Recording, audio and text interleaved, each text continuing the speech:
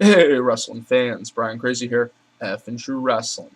Back at you with TNA Sacrifice 2011. TNA Sacrifice was last night, May 15th, and took place from the newly renamed Impact Wrestling Zone. So I'm just going to run through the card real quick, guys. I'm on a little bit of a time constraint, but I wanted to make sure to get some results out there for you guys who have not been able to see the show. So we see Mexican America defeat Inc. Inc.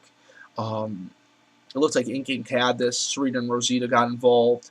Hernandez, with his brute power, just put down Inc. Inc. I mean, it was a good opener. I mean, it wasn't that great of a match, but it was a good opener. Then we go into a promo with the Jarretts, and basically Foley calls out Karen saying, hey, you could tell certain things from an x-ray, and you're not a 6'6" African man. And I know your ankle's not hurt, and you're competing tonight in the match against Kurt Angle and the newly debuting Chyna. Then for our next contest, we see Brian Kendrick defeat Robbie E. Kendrick started bleeding pretty bad from his mouth. Post-match, he tried to shake Robbie E's hand. Cookie and Robbie E wanted no part of it. Then we see Mickie James defeat Madison Rayne to gain Tara her freedom. Kind of glad to see this angle kind of culminate, and I hope Tara is able to be an active competitor once again. I assume that she had some sort of injury that was what was keeping her from competing for so long, and that's kind of why this angle came about.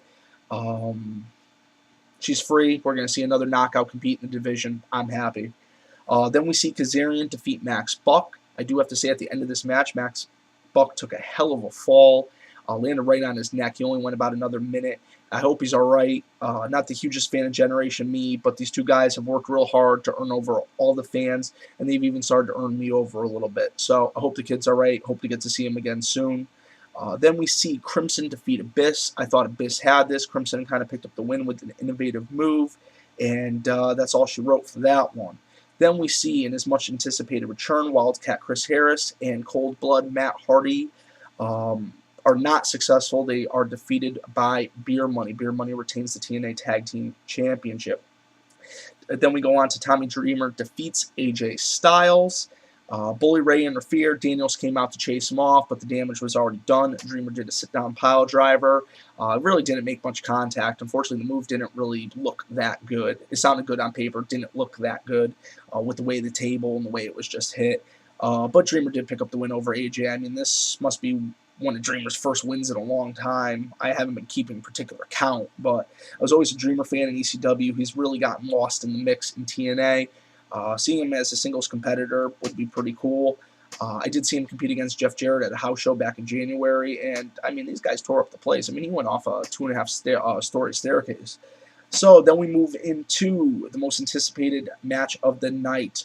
Kurt Angle and the newly debuting Chyna defeat Jeff Jarrett and Karen Angle. And yes, Chyna got her hands on Jeff.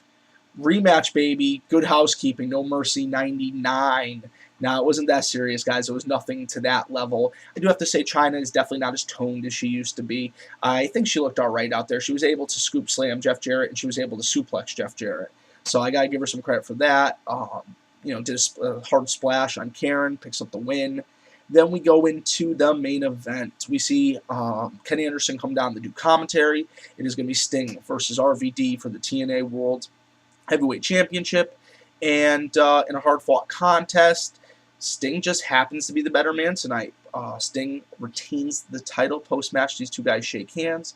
Anderson announces over the mic that he's going to have a surprise for Sting on this Thursday's Impact Wrestling. That is the new name of the show, guys, if you have not found out yet. And basically, the pay-per-view ends with Sting and Mr. Anderson staring off in the ring. So that's pretty much what happened for Sacrifice. Like I said, wish I could have gave you guys a little more detail. Unfortunately, I am a little constrained for time, and I got to shoot out of here myself. So I'm glad I could spend a couple minutes with you guys. Thanks for joining me for F and True Wrestling. This has been Brian Crazy, and I hope you have a great afternoon. And me and JC Styles will return either together or individually with Monday Night Raw. Thanks.